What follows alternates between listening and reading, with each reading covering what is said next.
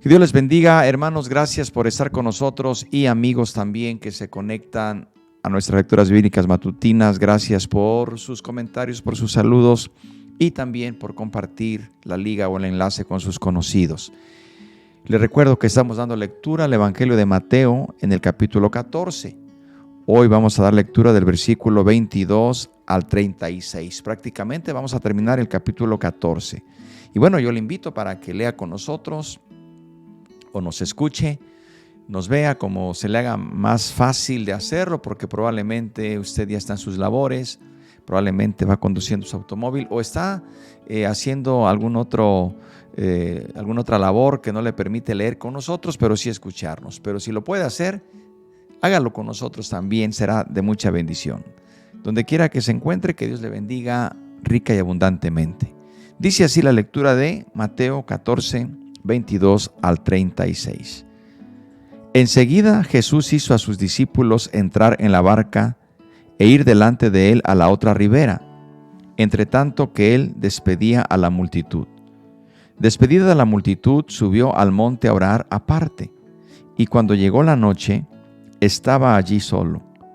Y ya la barca estaba en medio del mar, azotada por las olas, porque el viento era contrario.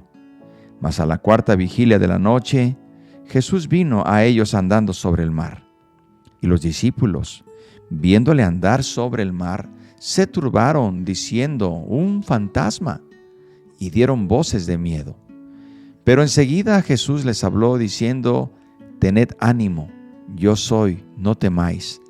Entonces le respondió Pedro y dijo: «Señor, si eres tú, manda que yo vaya a ti sobre las aguas».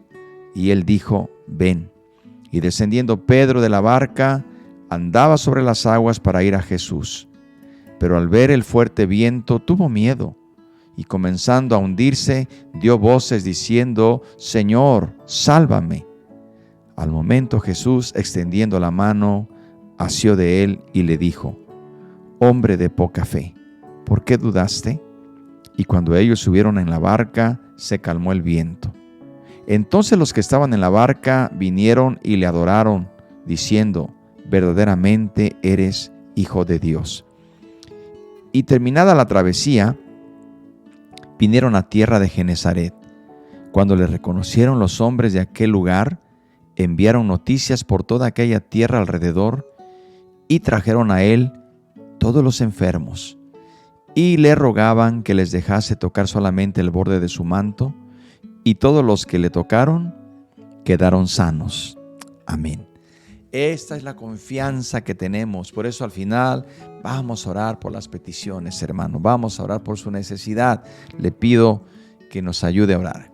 Pero bueno, vamos a hacer estas consideraciones. Recordemos que estos versículos que hemos leído son la continuación del milagro de la multiplicación de los panes, cuando Jesús alimentó a aquella multitud. Así que pues es obvio, al ver todos los milagros que el Señor Jesús hacía, la multitud quería hacer a Jesús rey, pero un rey terrenal. Y recordemos que pues justamente ese fue el ofrecimiento que Satanás le ofreció a Jesús, hacerlo un rey terrenal. Pero el Señor Jesús no buscaba un reino terrenal. Él quería siempre, y así lo hizo en todo su ministerio, y lo logró, establecer su reino espiritual, no solamente en una tierra pasajera, sino un reino eterno. De manera que el Señor Jesús procuraba, como vemos después de este milagro, dice la Biblia, que enseguida hizo que sus discípulos se fueran al otro lado. Él despidió a la gente y se movió de ese lugar. Ahora bien, dice la Escritura que mientras el Señor se quedó orando y despidiendo a la gente, los discípulos que iban en la barca pasaban dificultades enfrentándose a un viento en su contra.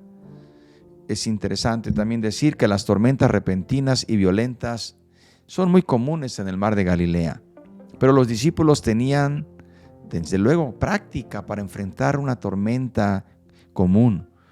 Sin embargo, a pesar de que en este grupo había pescadores, a pesar de que habían tenido experiencia, esta tormenta era diferente. Era una tormenta más violenta seguramente que todas las tormentas que habían vivido. Pero también nos dice, y lo entendemos por la narrativa, que como ellos trataban de controlar la nave, se encuentran agotados. Y aquí es justamente donde viene otro milagro. Se calcula que era entre las 3 y las 6 de la mañana, cuando estaban más o menos a la mitad del camino. ¿Se imagina usted? 3 a 6 de la mañana estar a la mitad del camino, a la mitad de este lago.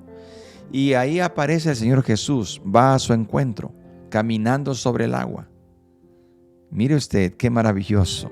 El Señor Jesús caminó sobre el agua y Él tiene poder para hacerlo, lo hizo, porque todo aquello que es sobrenatural, Jesús está por encima de todo.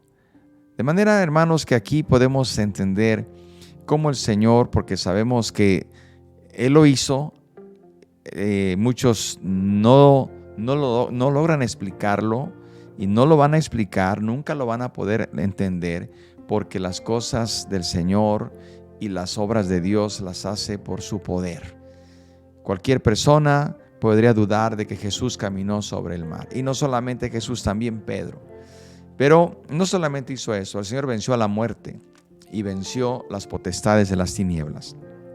Pero volviendo al pasaje, dice que cuando Jesús llega y se les acerca, los discípulos tienen miedo. Pues tienen miedo porque está la tormenta, está oscuro, no pueden ver con claridad y reaccionan aterrorizados. Imagínense, se imaginan lo peor, incluso se imaginan que es un fantasma. Queridos hermanos, pueden creer más que es un fantasma que sea el propio Señor Jesucristo. Nos sucede a menudo, a veces podemos creer más en las cosas que no nos convienen que en las cosas que son de Dios.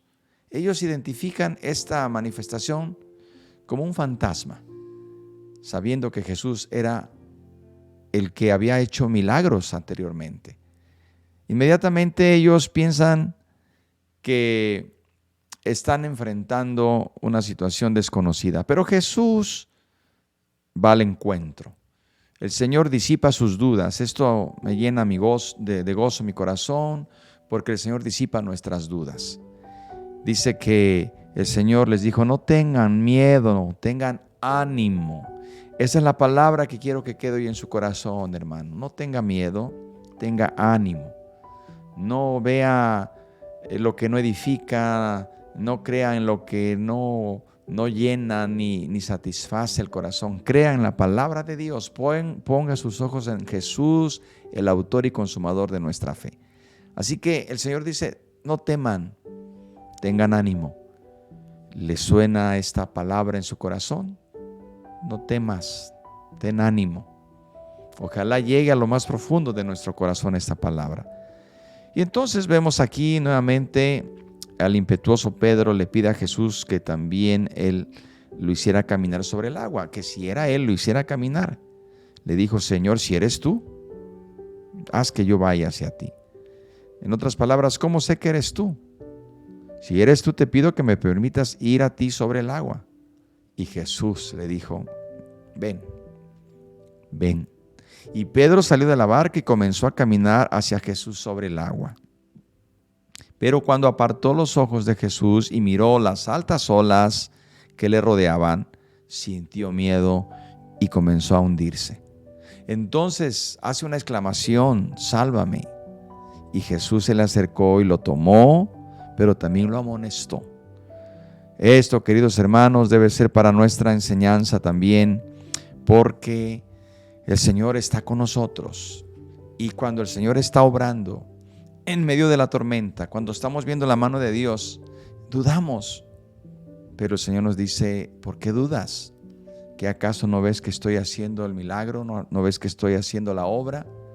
No dudemos, hermanos. Pongamos nuestra confianza en el Señor. Si hoy estás pasando por un momento difícil, te pido en el nombre de Cristo Jesús que pongas tu fe y tu confianza en Él. Y no tengas miedo. Sigue avanzando, sigue caminando.